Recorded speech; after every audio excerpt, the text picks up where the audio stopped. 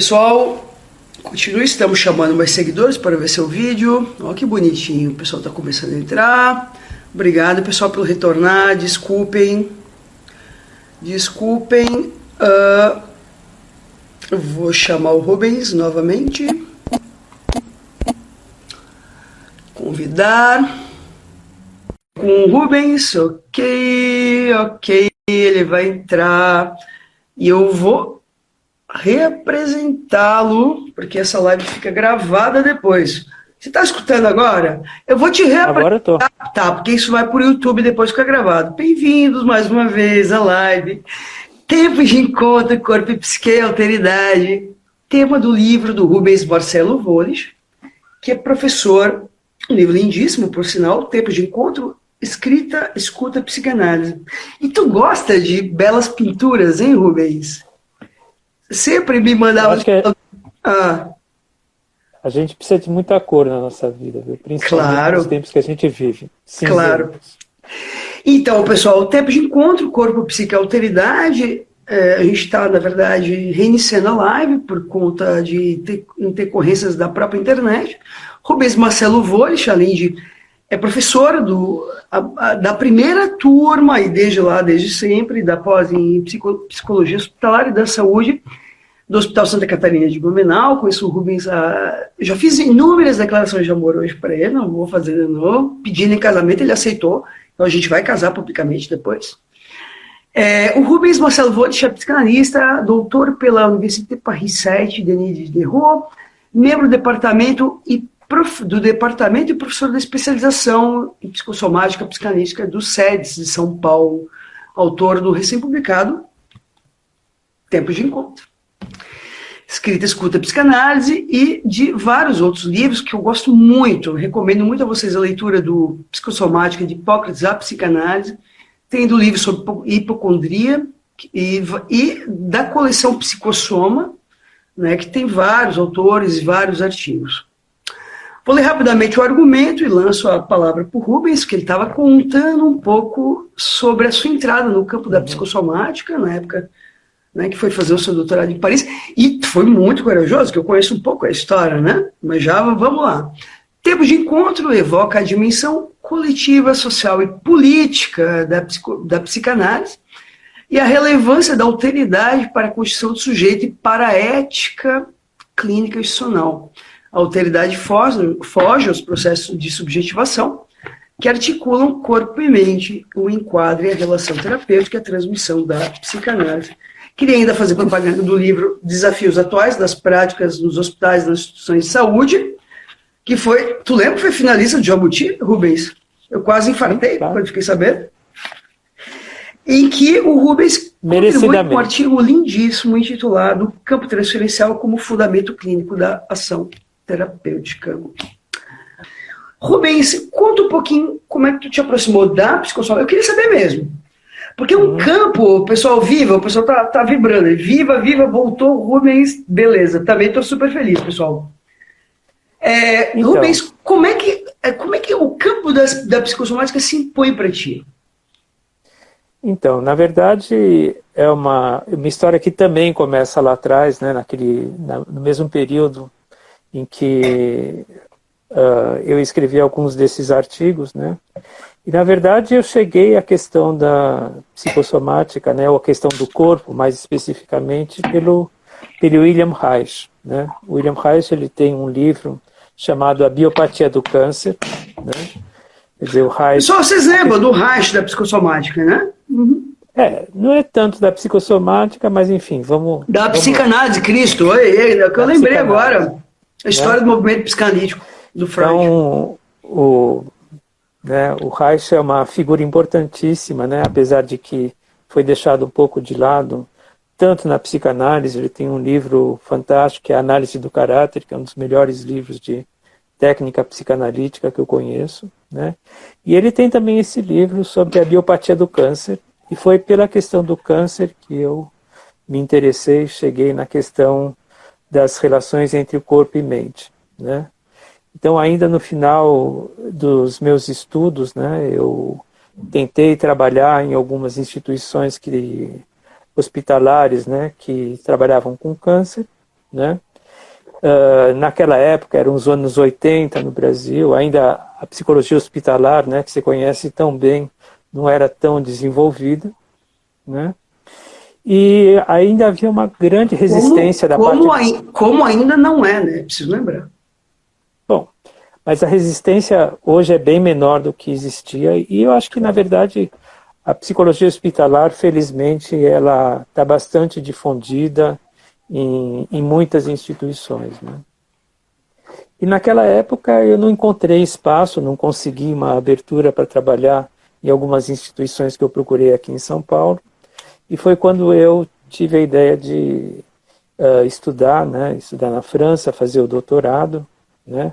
Teve a famosa feliz coincidência que vai ficar aí para atiçar a curiosidade dos leitores, né? Que fez com que eu pudesse viabilizar esse doutorado na França, né? Justamente sobre esse tema. E ao chegar lá eu também tive uma nova coincidência, uma outra feliz coincidência, que foi o encontro com uma pessoa fantástica, que foi o Michel Marty, que não é o Pierre Marty da psicossomática psicanalítica, claro, né?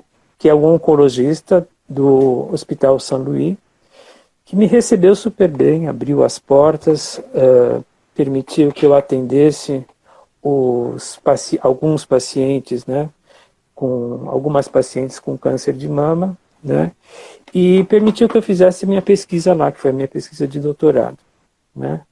Qual foi o título da tese?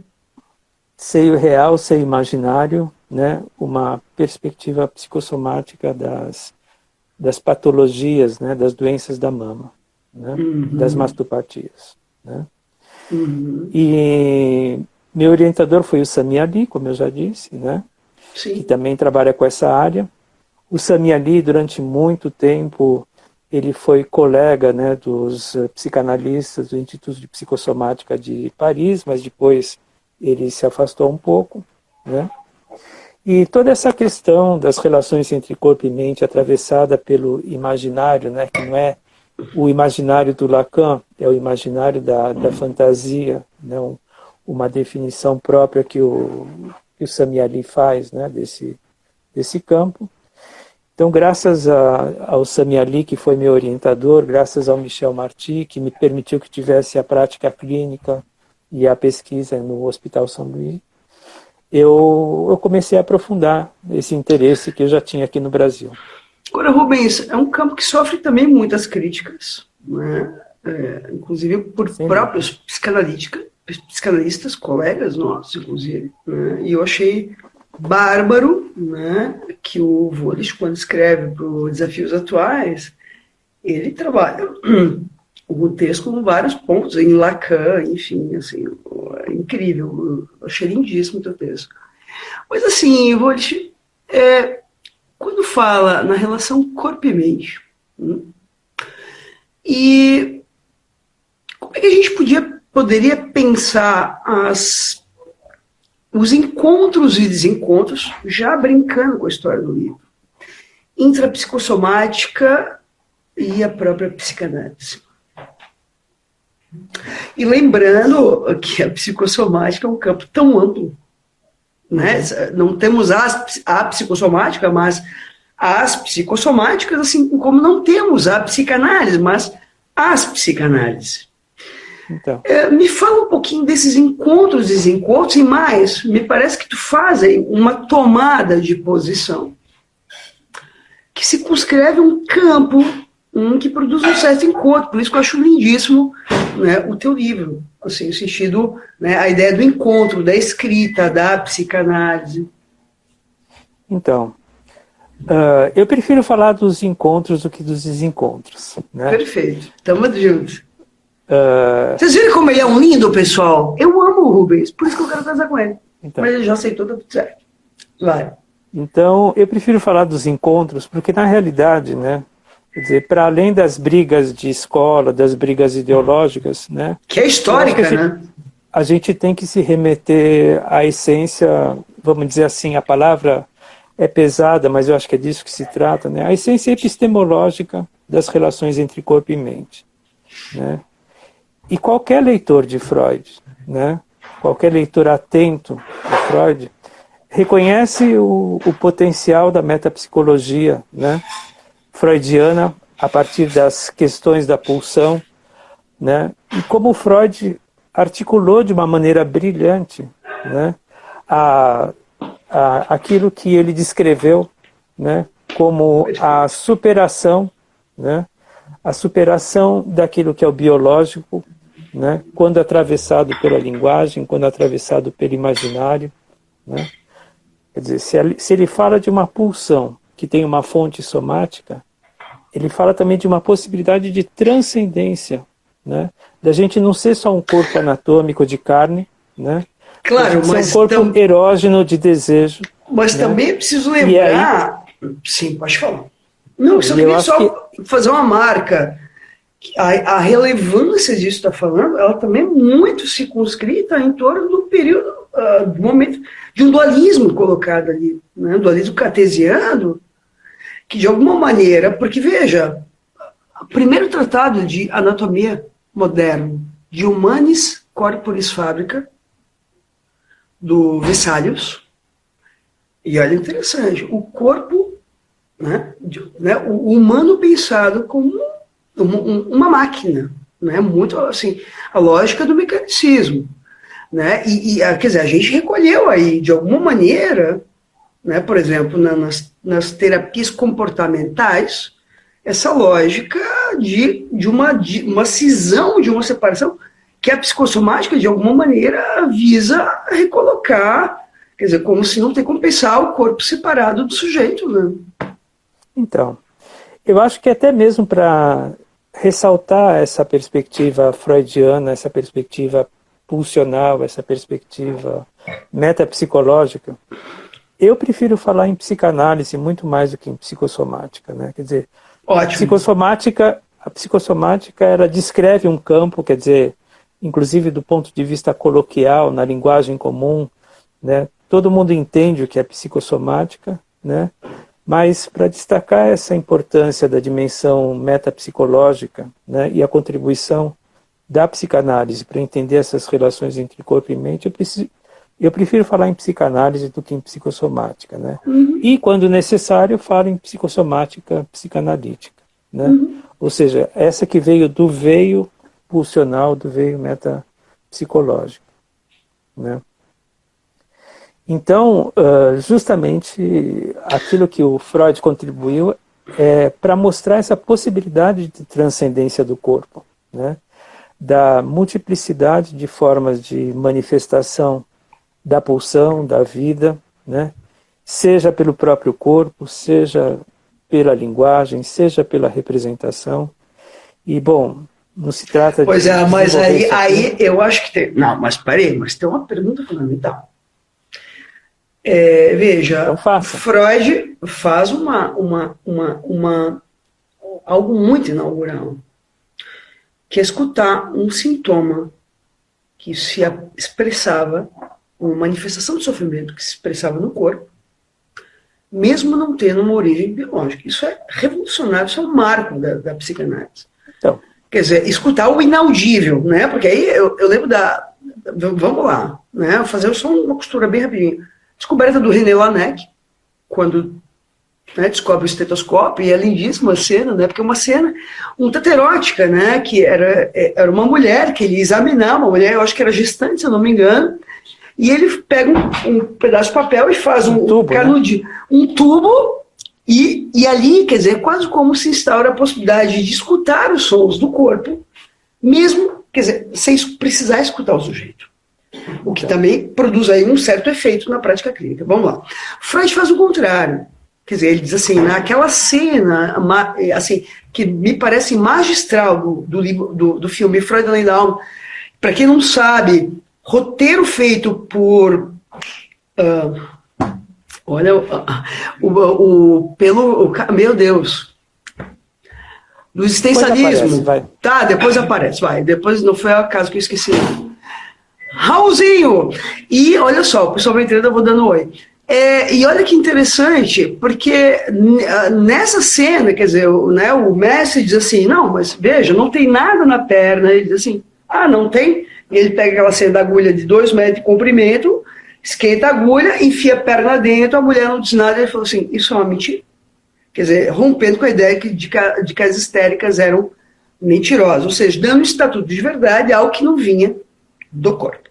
A minha pergunta, Rubens, é: qual é a diferença entre a conversão histérica e o sintoma psicossomático? Nossa, quanto tempo a gente tem? Até amanhã? Rubens, a live comigo é assim, vamos lá, a gente vai se divertir. Te falei que ia ser divertido. Bom, basicamente, né, eu vou falar uma coisa muito complicada. Eu posso te ajudar, vamos lá. Não, eu vou falar uma coisa muito complicada. Se eu te disser que o sintoma histérico também é psicossomático, você vai ficar chateado? Não, porque eu estou completamente de acordo.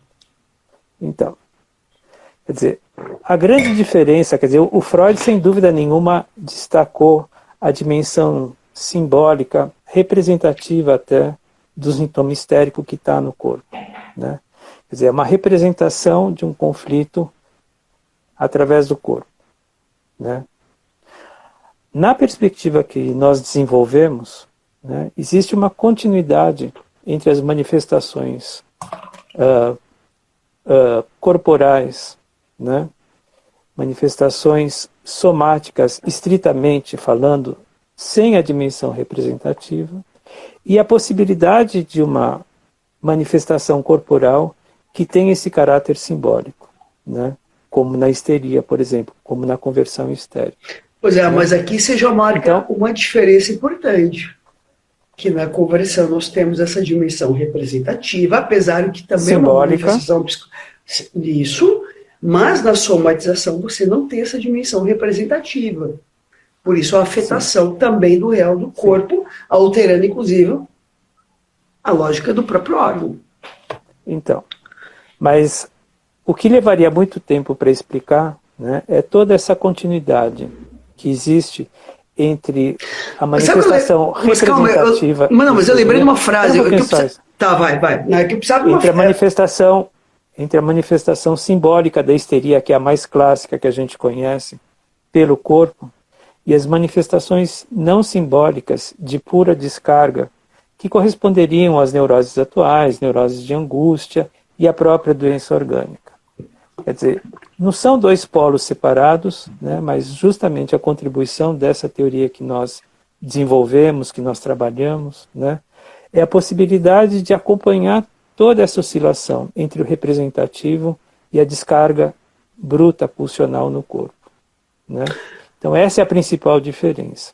Mas para chocar mesmo, né, eu gosto de dizer que o sintoma histérico também é psicossomático, né? Eu acho que fala, porque alguém está perguntando aqui, na conversão não, a afetação do real do corpo, seria isso? Porque, sabe qual é a frase que eu ia falar, que tu falou, deixa eu acabar, e eu interrompo mesmo? É aquela famosa frase, o significante altera a própria mecânica do corpo. Né? Porque, na verdade, quando a gente trabalha com a ideia de um corpo pulsional erógeno, a gente não pode mais falar de um corpo biológico. Então, dessa transcendência que eu estava falando, quer dizer, foi esse caminho que o Freud mostrou. Uhum. Exatamente. Né? Quer dizer, tem um conceito que eu acho fantástico, que é o conceito do Christophe Dejour, né? Que eu adoro ele, Christophe Dejour. Sim, né? Que ele fala da subversão do corpo biológico pelo corpo erógeno. Ou seja, por meio do encontro, né? Por meio do encontro, alguma coisa que é pura carne se transforma em desejo. Né? Quer dizer, através da linguagem, através das representações e tudo mais. Né? Então, a subversão do corpo biológico, né, pelo corpo erógeno se trata exatamente disso. Uma parte do corpo que tem uma função, por exemplo, de alimentação, a boca, por exemplo, se presta depois, né, a muitas outras formas de utilização da boca que não apenas para alimentação, para sobrevivência, né, mas para o prazer. Rubens, uma pergunta fundamental. Obviamente que o teu livro evoca algo importante. No próprio título, o título eu achei de uma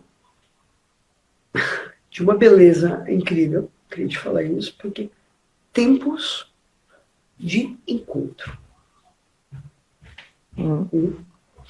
Veja, diferentes tempos da história, temos diferentes tipos de encontro que se colocam, que podem promover bons encontros ou maus encontros. Lembrando aí, Vinícius de Moraes, o Samba da Bênção. Ou seja, pode ser uma bênção, mas pode ser uma desgraça total. Mas também evoca um outro... Mas se você não experimentar, você não vai saber. Um outro tempo, que é o tempo necessário, agora de tempo, porque eu estou lembrando aqui do Norbert Elias, no livro Sobre o Tempo, que ele vai falar que o tempo é uma construção discursiva. O tempo é um discurso. Tem um tempo, quer dizer, o tempo, ele está no discurso, não está. Agora, tomando aí a relação entre sujeito e laço social e época que a gente vive hoje, e aí tomando um pouco, quanto mais o sujeito está voltado para a biologia do próprio corpo, lembrando o teu livro sobre a hipocondria, cada vez mais atual, Rubens, é como se essa dimensão poética que foi Bárbara, que tem escrito e ter lançado esse livro, ela tem cada vez mais desaparecido. Me fala um pouco que é a dimensão da narrativa. Eu estou retomando aqui um pouco Walter Benjamin, a dimensão da narrativa, do testemunho, necessário para transformar uma vivência na dimensão de uma experiência. É quase como as pessoas vivem um eterno presente hoje, uma vida que não escreve uma temporalidade nem de passado, nem de presente, nem de futuro, né? E uma vida transformada num grande vazio. Eu queria discutir um pouco sobre isso, Rubens, porque eu acho que o teu livro ele também se apresenta como uma espécie de aposta de que é possível fazer uma diferença nisso. Sem dúvida, sem dúvida. Né? Eu acho que a escrita... Pessoal, vocês viram como ele é lindo? Como eu não estou exagerando? Viu? Falei. Vai. Bom, desse jeito eu vou ficar inibido, Michele. Mas não. Manda ver. A escrita e a escuta fazem parte dessa transcendência que a gente estava falando. Né? Quer dizer, nós temos justamente essa capacidade de ser mais do que pessoas que simplesmente comem, dormem, trabalham. Né? Nós somos capazes dessa dimensão criativa. E claro, né, nós podemos utilizá-lo... Peraí, Rubens, só um pouquinho. Filhos, fechem a porta e baixem o som, por favor. 2 adolescentes de 14 anos incomodando em casa. Então, vai. Nós somos capazes dessa... O ser humano ele é capaz dessa transcendência. Em qualquer cultura, em qualquer lugar, né? O ser humano pode ser, com as suas especificidades geográficas, climáticas, né? Capaz de criar uma obra de arte, por exemplo, você sabe, não sei se você escolheu, acho que é sempre o mesmo fundo, né, colorido, que você tem nas suas lives, né? Criar uma obra de arte, criar uma poesia, criar uma narrativa, justamente, uma narrativa histórica, né? E o que você fala, eu acho que é bastante preocupante mesmo, acho que é um sinal dos tempos que a gente vive, que é um empobrecimento dessa dimensão criativa do humano, né? Uma espécie de banalização, né? Onde, de repente, quase que tudo fica restrito a uma dimensão utilitária, né? E pouco criativa. E, nesse sentido, bastante repetitiva. Né? Isso. Queria escutar, eu não lembro qual livro, mas tem um texto do Flávio Ferraz, se eu não me engano. Um grande amigo que eu gosto muito. Que ele vai retomar uma cena com Jung. Eu vou te contar rapidamente, tu deve saber, certamente, mas que eu achei, é um caso normopatia. Normopatia. Conceito de normopatia. Eu vou contar rapidamente. Um médico queria ser analista, vai procurar o Jung, né? Eu quero ser analista, mas eu não tenho uma questão de análise. Aí o Jung lança a pergunta: mas você sonha? E ele diz: acho que tu quer retomar o caso? Porque o cara diz assim: mas eu não tenho questão, porque eu tenho uma casa perfeita, um corpo perfeito, uma vida perfeita. a minha vida é tudo perfeito. É quase como eu tenho um emprego que eu quero, eu tenho um corpo sarado, eu tenho meus filhos lindos, né? O pessoal tá aí dizendo, a Rita Coelho, bom te ver, Rubens. Eu tô repassando que ele não tá vendo os comentários. Olha só, e aí o Jung faz uma intervenção lindíssima, ele diz assim, tudo bem, você não tem questão, você sonha. E aí esse cara vai pro divã e, bom, vai para casa e faz um sonho que ele tá todo cagado. Numa merda do cão, assim, todo cagado. E o Jung vai, na verdade o Flávio, né, no texto, depois eu quero discutir um pouco sobre isso, vai dizer o seguinte, como se, de alguma maneira, a normopatia é uma defesa contra uma desorganização psíquica importante. Eu queria discutir um pouco, porque é um conceito que vem da Joyce McDougall, né? E que vários outros autores aí circundam. Bom, o mestre é você. Queria discutir um pouco, Rubens. Então, eu vou falar na minha leitura, eu acho que você descreveu muito bem o trecho que o Flávio, né, relata do Jung, né? Mas justamente, né, eu acho que esse esvaziamento da dimensão criativa, né, da dimensão representativa, da dimensão simbólica, né, simplesmente limita cada vez mais, né, a pessoa, né, a essa dimensão, como eu dizia, utilitária, né? Quer dizer, achando que ele está dando conta daquilo que é a sobrevivência, né? Claro que é aquela lógica da alimentação correta, do exercício correto, quer dizer, de cumprir um script preta por ter diariamente que não sobra nenhum espaço então, para autoria. Exatamente, né? Então, nesse sentido, esse esvaziamento, na verdade, empobrece não apenas a dimensão cultural, a dimensão sublimatória, né, mas as próprias fontes de vida da pessoa. Né? Quer dizer, lembrando que a gente está falando da transcendência do biológico, né? Quer dizer, a gente fica cada vez mais preocupado na manutenção de um corpo, na manutenção de um bem material, na manutenção, né? E as pessoas vão se empobrecendo animicamente, né? Claro, e mais...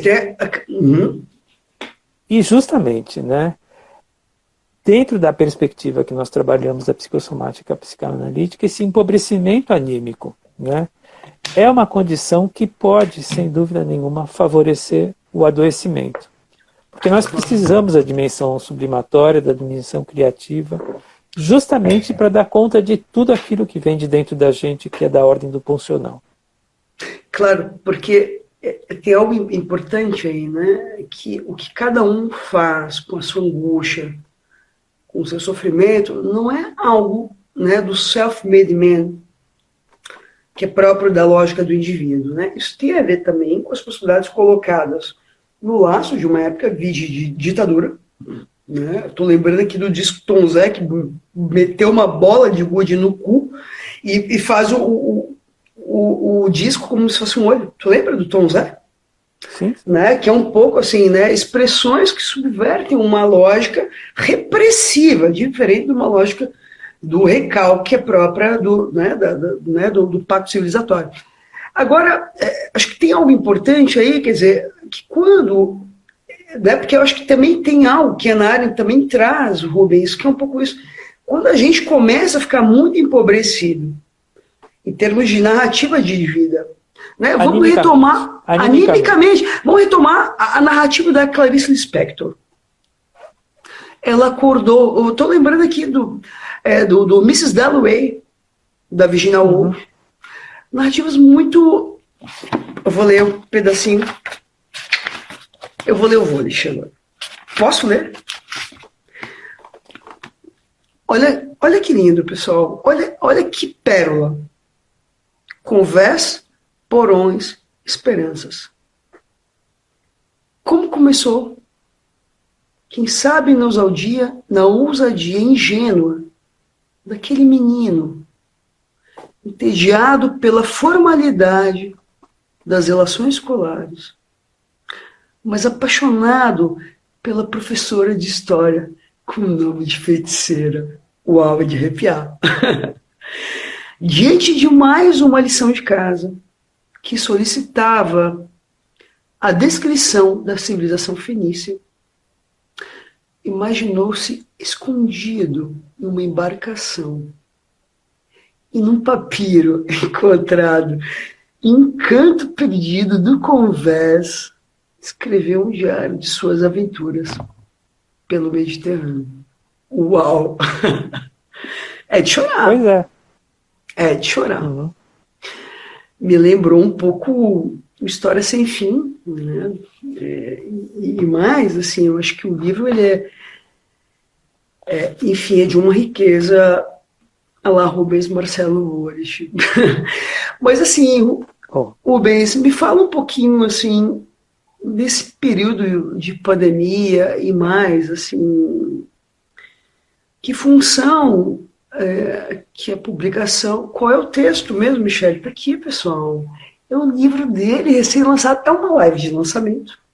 É a introdução. Introdução do texto. Vocês querem que eu leia o livro todo? Eu leio aqui.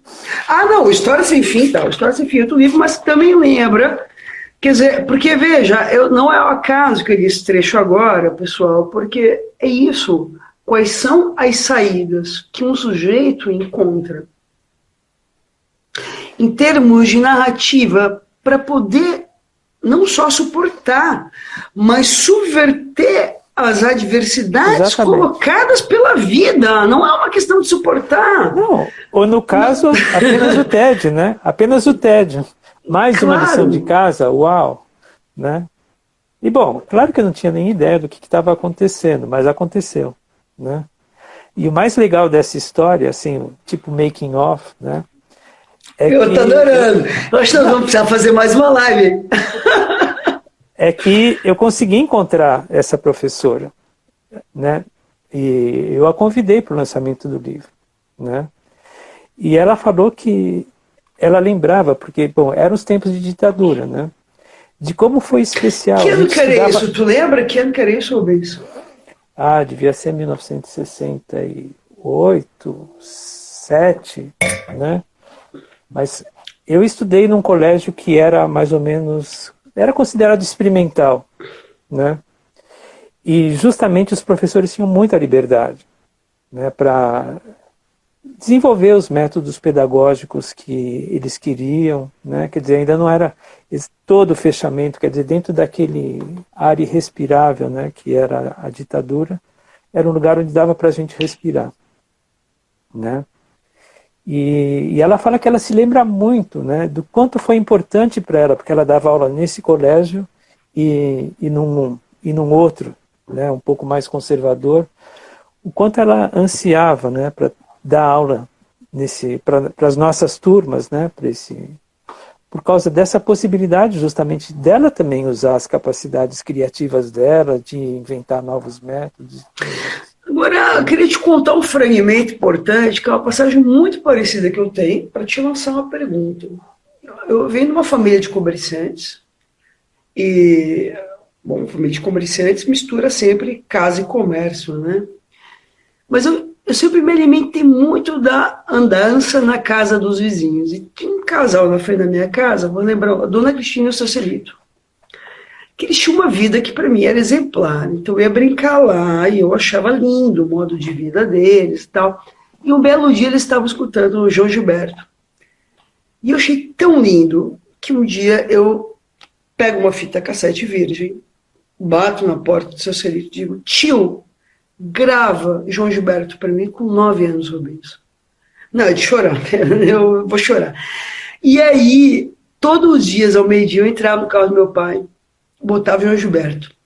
Uau! E, quer dizer, que é capacidade de sonhar a partir do encontro com o outro. Sim, exatamente. Incrível isso. E mais, na escola, lembro que na 8ª série, eu escrevi um livro de física, que está na escola até hoje, por amor à professora incrível que eu tinha. Incrível. Escutar um pouco assim, nessa lógica de uma escola que cada vez mais funciona como em que a família funciona como cliente, os alunos como clientes, e a escola muito mais como um comércio.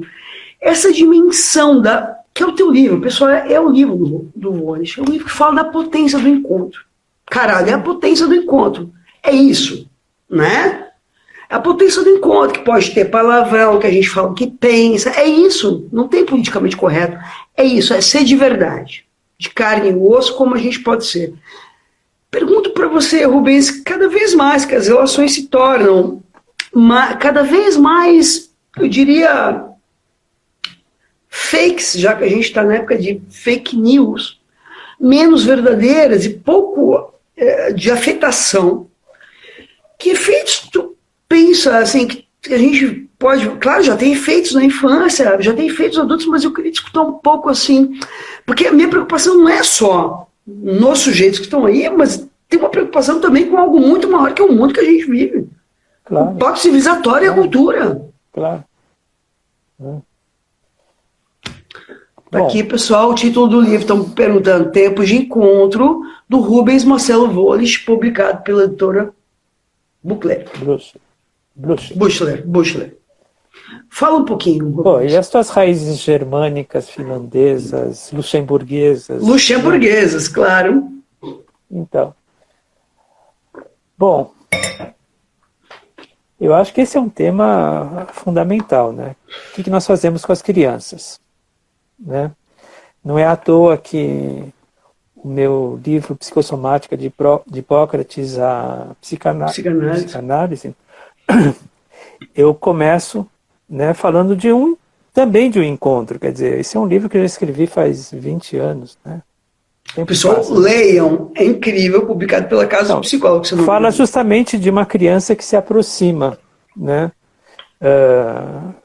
Do meu carro, estava vendendo, não me lembro direito o que, né? Mas ela me pergunta que horas são, né? E entre amedrontado, né, e surpreso, eu disse a hora para ela, né?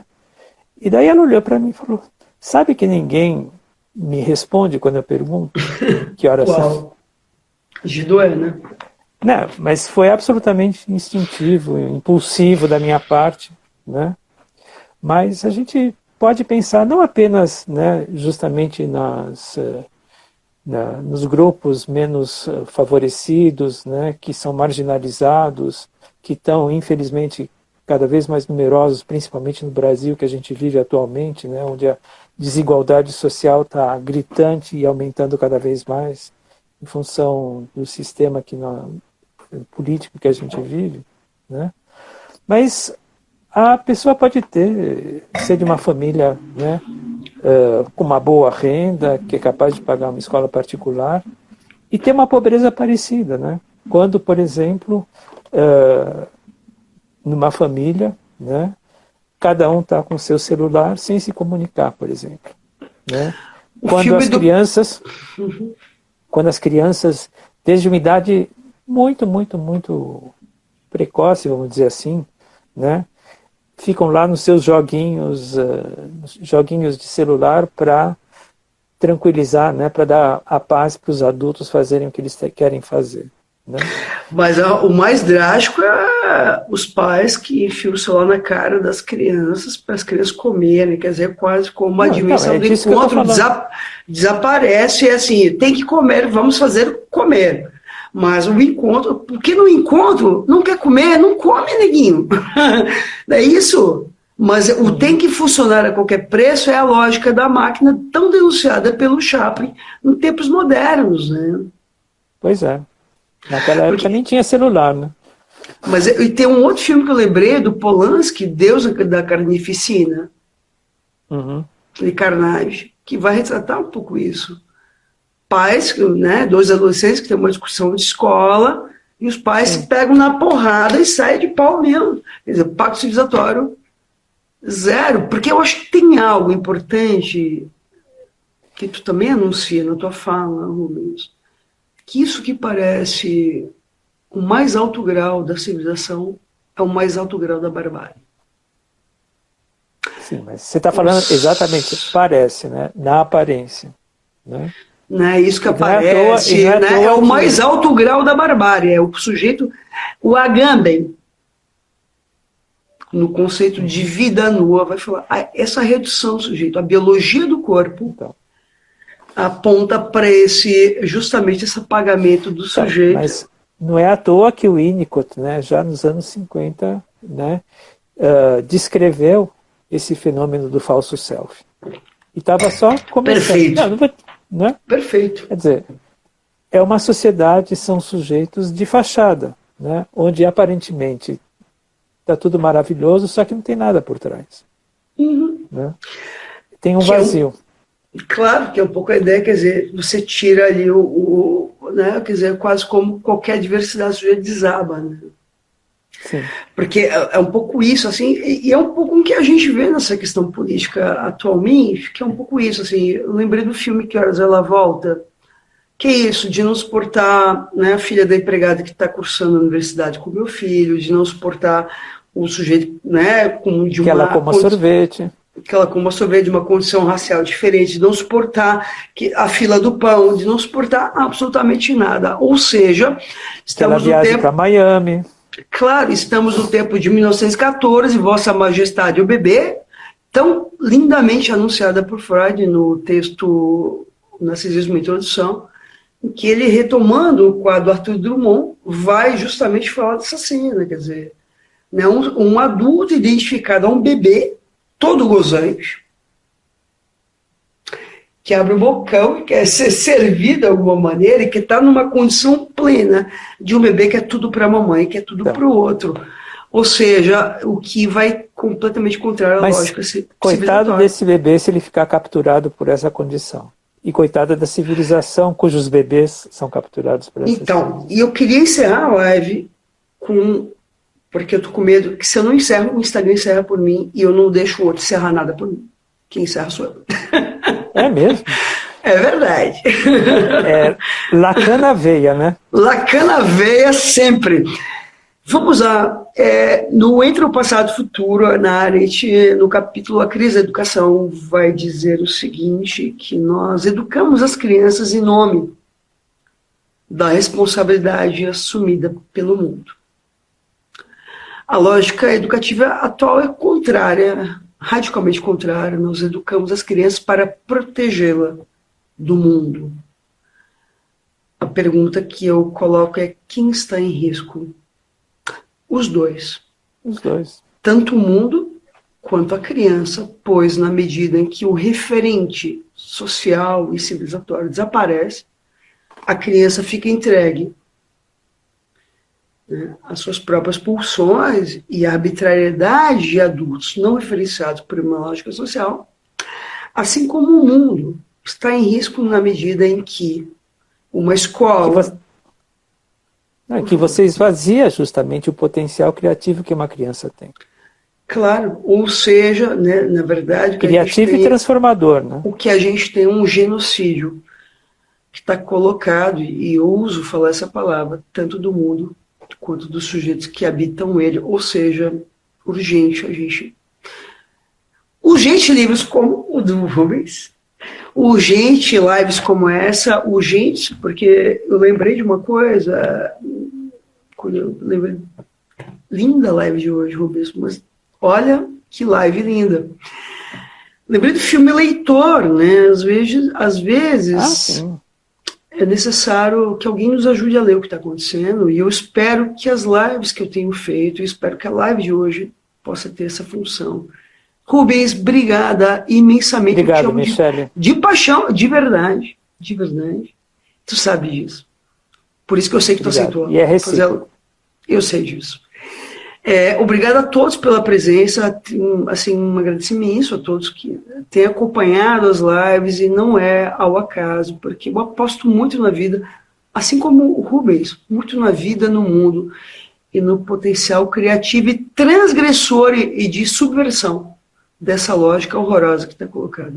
Beijo a todos. Sem dúvida. Beijo, Rubens, pessoal. Beijo, Michele. Obrigado, viu? Semana que vem temos Julieta Jerusalinski, com o título Parem de Transtornar a Infância.